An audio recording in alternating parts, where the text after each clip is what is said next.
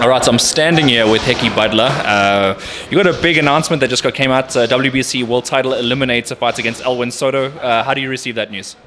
Yeah, it's great news for me. I'm happy I've got it. I'm blessed, actually. But like also, I have to thank Colin. Colin's the one who works behind the scenes. A lot of people don't see what he does. We don't see what he does. We see it in the ring, how he trains us in training. But now, when I received the news, I really knew Colin was doing his job. He was doing what he was supposed to do. And it's a massive opportunity for me. And God willing, I can go there and win and get a big shot. You managed to get that win over Jonathan Elmerson last year, which propelled you to get a win back on your column, to give you this opportunity. Looking back then, you were a little bit rusty that day. Have you been able to shake off a little bit of that rust since then? I'm sure I have, hopefully. We'll see when I fight again. It wasn't one of my best fights. I still won at least. But he's a very good guy, man. We're friends, actually. We talk a lot. And I rate him as quite a good fighter. But it was the right fight at the right time for me. I needed that, like you said. I needed to get rid of the ring rust, get rid of that, shake off all the non-fighting for almost how long? It's been 2 years since then. Before that, so yeah, I needed that. I definitely needed that. I think it was the first 4 rounds, and then after that you were just coasting, and you're more like yourself, the old Hekkie. But now you got the only belt that's missing. Well, there's 2 belts, but this is the major one, is the WBC World Title. So this Eliminator you got to be taking quite seriously.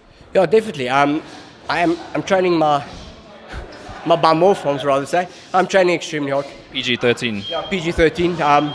I'm training extremely hard. It's going to be an extremely hard fight. This guy's a crack of a fighter. He hits probably like a welterweight or a lightweight or something for the weight division. He hits extremely hard.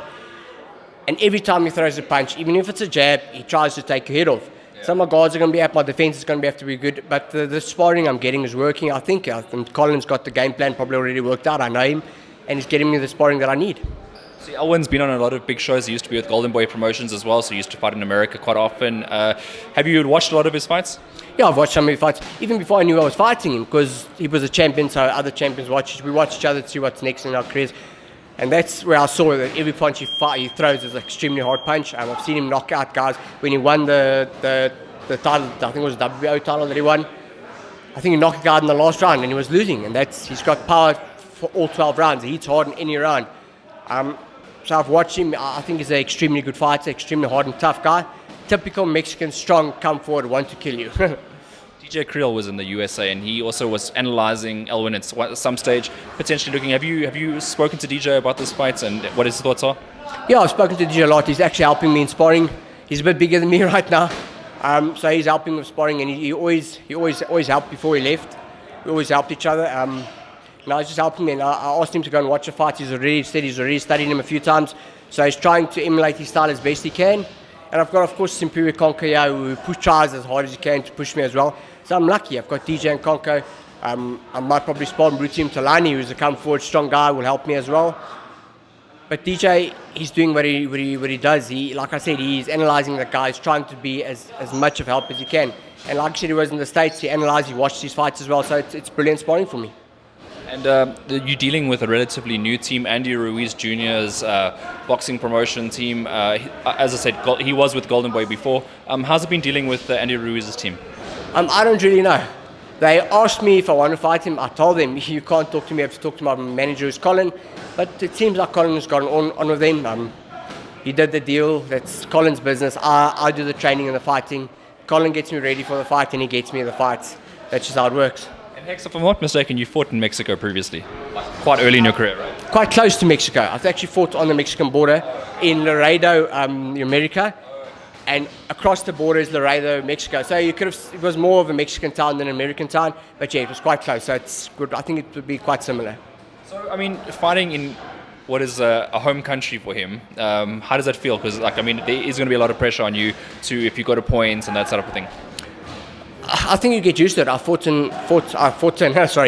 overseas a few times. I think you get used to it. When I won the world, the Ring Magazine and the WNIBF, I fought in Japan in their background, their hometown, whatever you want to call it. I don't know. I think you just get used to it. You trust your team. I trust what Colin does, the people that he deals with, and he always makes sure that we get fair judges and fair results and things. I know it didn't happen once in my career as well. We talked about it earlier, but I trust Colin. I trust people that work with the organisation and the matchmaking of the fights. and I believe that God willing, I trust that God will bless me and everything will go fairly. Well, you know, you're very confident in your own abilities. I'm pretty sure Elwin Soto is very confident. They would know about you. They've seen you being a previous world champion and all those things. They might be picking you because they think that you're towards the end. Do you think they're confident in that aspect? Most definitely. If you watch my 2 last fights, even when I lost, I wasn't at my best. I was down. But they don't know that Hekkie Budler's still here. I still believe in myself. Like you know, I've always told you, I told my wife and my dad and them, they must tell me, I told Colin as well, when I start slowing down, they must tell me. No one has told me I'm looking slower or worse. So I still feel strong, and if they still believe I can do it, and I still believe I can do it. You know, we always joked about that over the years, about like that exact reference you just had. But you know, as of late, watching you in the gym, not to give away anything, but like you're looking really good at the moment. Yeah, and I'm feeling strong. I'm still feeling strong. I'm still got my full mind behind me. I can still speak reasonably well. But I still feel I get fit quick. I can still see the punches coming, still slip them, still catch them. So I still feel good. I still feel that I can compete.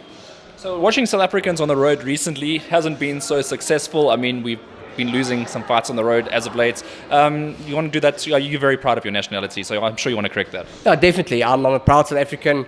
I believe we've got some of the best fighters in the world in this country. We're just not, the guys aren't getting the publicity they need.